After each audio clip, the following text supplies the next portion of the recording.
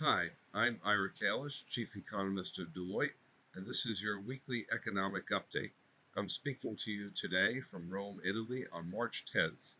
And in the past 24 hours, we've seen tremendous volatility in oil prices, largely because of uncertainty as to how long the conflict in the Middle East will last. If it lasts for a long time, the economic consequences could be substantial. Already, we've seen a sharp rise in the prices of oil and gas and fertilizer and shipping and air cargo. We've seen major disruptions to supply chains. We've seen a drop in global equity prices, a rise in bond yields, and a very sharp rise in the value of the US dollar.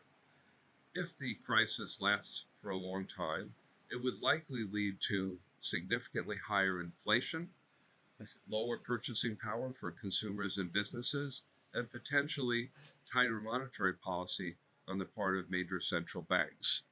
Meanwhile, it's useful to consider the fact that this is the fourth major crisis to the global economy since this decade began. The first was the pandemic in 2020. The second was the Russian invasion of Ukraine in 2022. The third was last year when the US government imposed significant and historic tariffs. And the fourth one is this crisis in the Middle East right now. What we can learn from the first three crises is that although they led to a sharp rise in commodity prices, asset market volatility, and supply chain disruptions, they didn't lead to a general recession.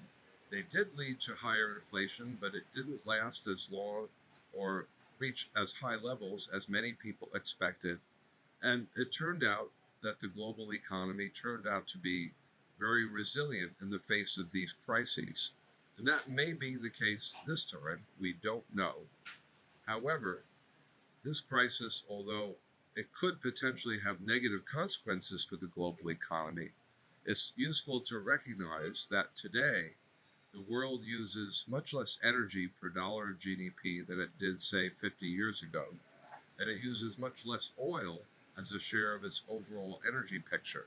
So, whatever negative consequences there are likely to be less than would have been the case 50 years ago when the world was much more dependent on oil. That's the update for this week, and I hope you have a good week.